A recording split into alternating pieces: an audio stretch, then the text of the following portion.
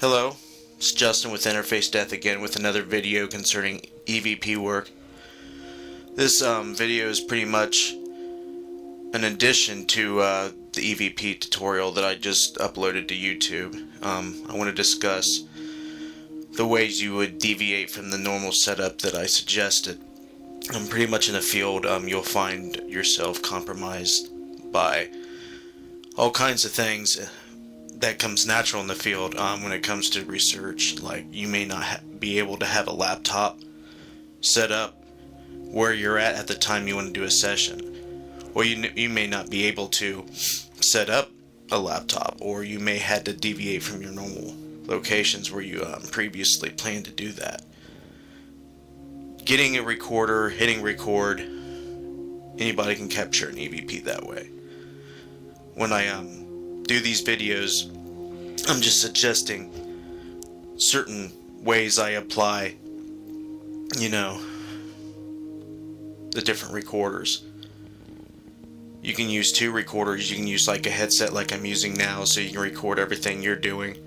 Headsets and recorders on every investigator present and person, client, whoever. They all must be mic'd to have the optimal, outcome as far as debunking anything coming from an investigator or a person present on the audio. Now, once you establish all those audio sources, you use one audio source to use as a field of EVPs coming across. So, once you do that, you can do burst sessions. That's what I do, 2 minutes at a time. Record something, play it back. You can listen to the input live via the headset. Sometimes you'll get a disembodied voice. You'll hear it at the time through the input. But EVPs, by definition, are supposed to be only heard on playback. So, with that being said, we're going to take a look at some sample video from investigations that Interface Death has collected and captured in the field. The first one we're going to look at is from the Ivy Hill Road investigation, and pretty much we're using a laptop to review a burst session that we just done in the kitchen, and we'll present that to you right now.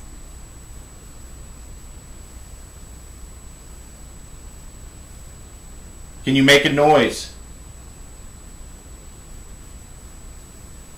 You hear that? Yeah, I heard that. Where's it from, honey? Help me out. It sounds like it was downstairs. Can you make a noise?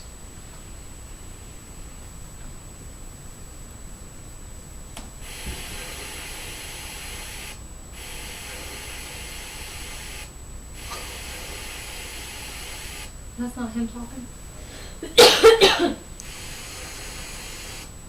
it's not. That's something. Yeah. We're gonna get that a little bit I just- louder. Can you make a noise? Do you hear that? Can you make a noise? Do you hear that? Yeah, I heard that.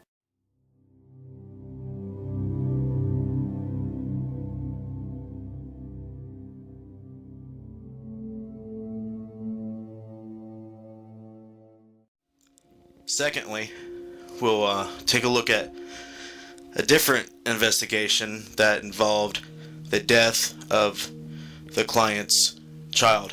13 years old, died a few days after the holidays.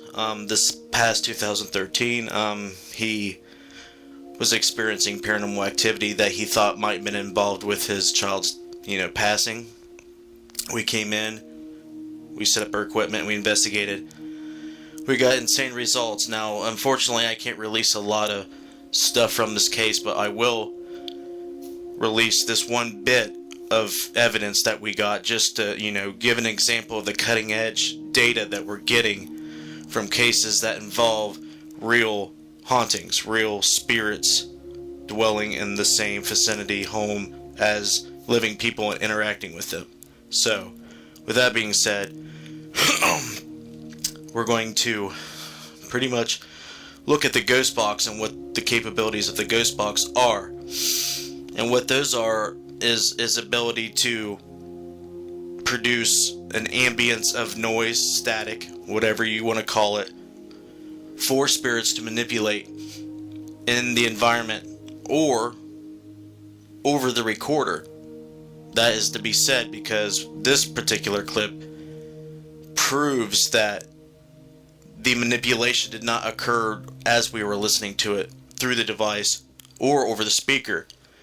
On playback, I recorded the playback when we were reviewing the audio at the location.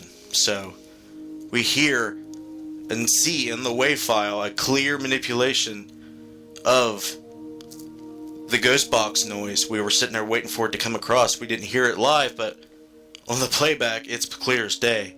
And the difference between the two audio files is so extreme that it's undeniable that it's paranormal and that it's something manipulating the sound. So with that being said, here it is.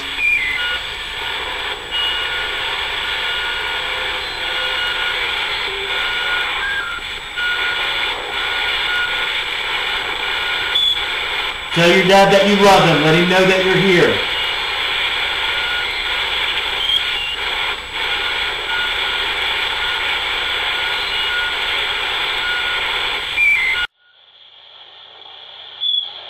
Tell your dad that you love him. Let him know that you're here.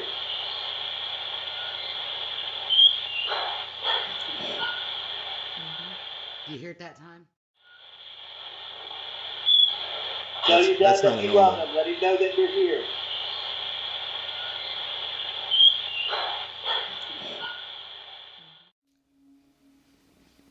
I would like to know your feedback, based on the research we do and the evidence I present. It's the only way that, we can determine whether it's credible or not, as far as is it paranormal or is it just misinterpreted, things.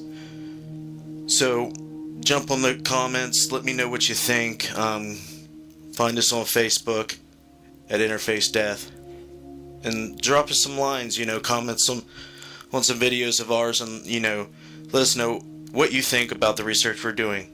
Thank you. Have a good day.